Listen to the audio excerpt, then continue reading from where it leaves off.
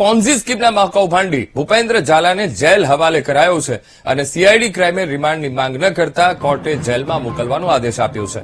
તો ભૂપેન્દ્ર ઝાલાના રિમાન્ડ આજે પૂર્ણ થયા છે. રિમાન્ડ પૂર્ણ થયા બાદ મહાકૌભાંડીને અમદાવાદ ગ્રામ્ય કોર્ટમાં રજૂ કરાયો હતો. મહાકૌભાંડી ભૂપેન્દ્ર ઝાલા જેલ હવાલે અમદાવાદ ગ્રામ્ય કોર્ટે આદેશ આપ્યો છે. રિમાન્ડ પૂર્ણ થયા બાદ મહાકૌભાંડીને અમદાવાદ ગ્રામ્ય કોર્ટમાં રજૂ કરાયો હતો અને જ્યાં બીઝેડ પોન્ઝી સ્કીમના મહાકૌભાંડી ભૂપેન્દ્ર ઝાલાને જેલ હવાલે કર્યો છે. રિમાન્ડ પૂર્ણ થઈ ગયા છે કારણ કે સીઆઈડી ક્રાઇમ તપાસ કરી રહી હતી અને રિમાન્ડની માંગ નથી કરી અને રિમાન્ડની માંગ ન કરતા કોર્ટે આદેશ કર્યા છે. ભૂપેન્દ્ર ઝાલાના રિમાન્ડ આજે પૂર્ણ થયા છે અને હવે આજથી જેલવાસ તેનો શરૂ થશે.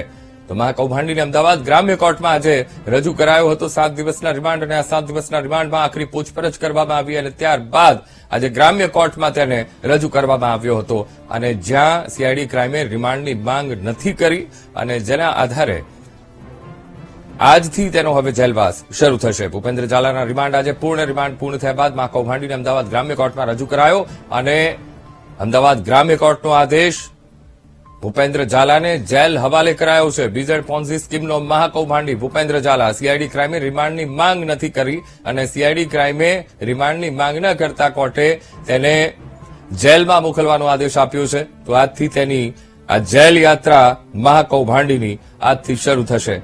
તો રિમાન્ડ પૂર્ણ થયા છે.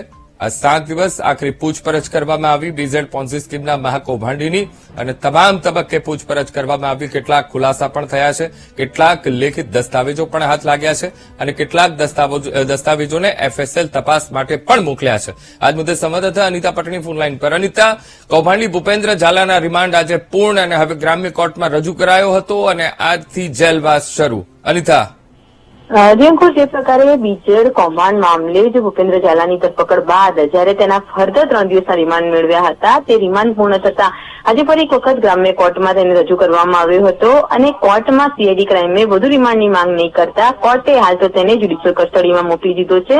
ભૂપેન્દ્ર ઝાલાની વાત કરીએ તો જયારે પોલીસે તપાસ શરૂ કરી હતી એ દરમિયાન તેની પાસેથી જે સોફ્ટવેર અને રજીસ્ટર મળ્યું હતું જેમાં 11,000 લોકોએ તેના આજે બીજેડ કંપનીની અંદર રોકાણ કર્યું હોવાનું ખુલ્યું હતું, જેમાં 21 જેટલા લોકોએ 1 કરોડથી પણ વધુનું રોકાણ કર્યું હોવાનું સામે આવ્યું હતું અને હાલ જયારે સીઆઈડી ક્રાઇમ દ્વારા તપાસ શરૂ કરતા અને 350 જેટલા લોકોનું નિવેદન લેતા આ આંકડો 430 કરોડના રોકાણ સુધી પહોંચ્યો હોવાનું ખુલ્યું હતું અને તેને 400 કરોડથી વધુનું કૌભાંડ આચર્યું હોવાનું સામે આવ્યું હતું. હાલ તો સીઆઈડી ક્રાઇમે જે મહત્વના દસ્તાવેજો કબજે કર્યા હતા તેને એફએસએલમાં મોકલવામાં આવ્યા છે.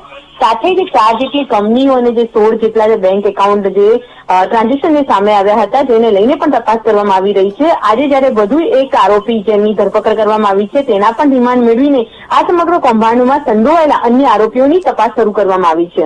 જી બિલકુલ અનિતા, સમગ્ર માહિતી સાથે જોડાવા બદલ આપનો આભાર.